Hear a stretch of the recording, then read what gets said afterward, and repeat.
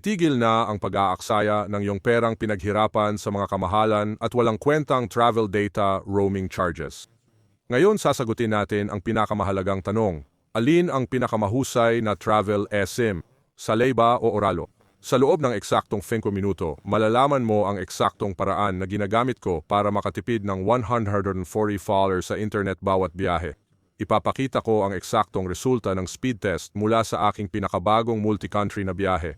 Tatalakayin din natin ang mga nakatagong dead zones na ayaw nilang malaman mo. Sa katapusan nito, malalaman mo kung alin talaga ang sulit sa iyong pera. Para mas madali, nilagay ko ang mga opisyal na discount links para sa Salay at Oralo sa itaas ng description sa ibaba. Maaari mo itong buksan sa bagong tab ngayon para ikumpara ang aktual na presyo habang nag-uusap tayo. Pag-usapan natin ang pinakamalaking problema sa pagbiyahe at iyon ay ang presyo. Ang mga regional carrier ay masayang magsingil ng 10-15 kada araw para gamitin ang iyong sariling data plan sa ibang bansa. Iyon ay mahigit $100 na para sa isang maikling bakasyon. Kaya nga sobrang sikat na ngayon ang travel eSIMs sa market. Ang Oralo, matagal na silang industry standard. Ang regional plans nila para sa Europe or Asia ay nasa $520 depende sa gigabytes. Ang Salay naman ay bagong kakumpetensya, suportado ng malaking NordVPN. Madalas mas mura ang Salay ng $1 o dalawa sa Japan o UK plans. Sa papel mukhang mas mura ang Salay sa direct data packages. Pero may malaking paraan para maging sobrang mura rin ang Oralo. Kung gagamit ka ng Oralo discount code sa checkout, magbabago lahat. Gamitin ang code checklist para makakuha ng 10% off sa kahit anong plan kahit returning user ka. Pero kung brand new user ka, gamitin ang checklist new para sa 15% off sa buong cart mo. Automatic mag-apply ang codes kapag pinindot mo ang Oralo link sa description.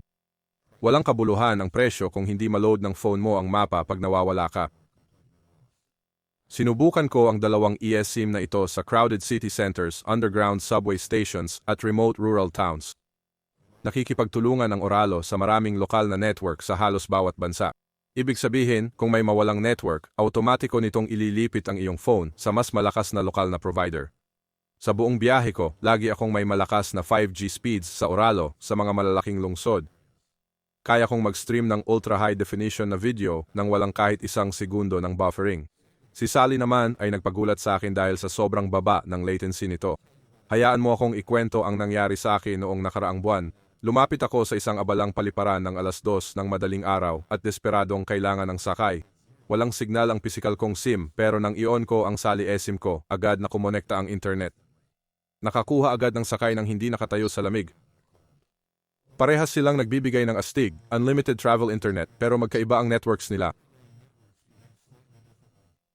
Ang pinakadahilan kung bakit iniiwasan ang eSIM ay ang takot sa komplikadong technical setup. Walang gustong mag-configure ng APN o mag-scan ng QR code habang hila-hila ang maleta. Dito talaga tinatalo ng Salay ang kompetisyon. May flawless one-tap installation process ang Salay sa loob ng app nila. Bibilhin mo lang ang plano, pindot ng isang button at auto-setup na ang phone mo.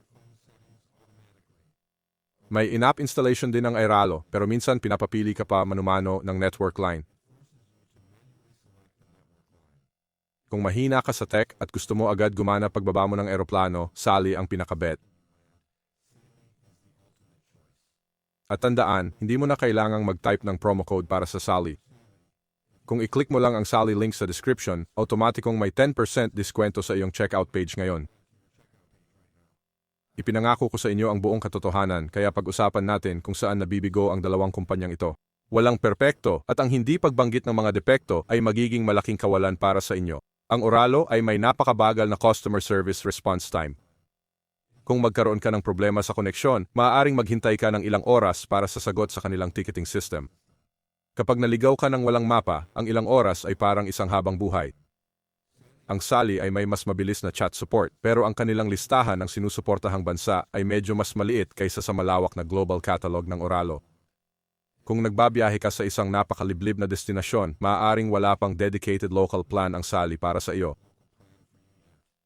Sa kabila ng mga maliliit na abala, ang dalawang option ay mas maganda at mas mura pa rin kaysa sa pagbabayad sa iyong home carrier para sa roaming. Kaya alin talaga ang dapat mong bilhin para sa susunod mong biyahe?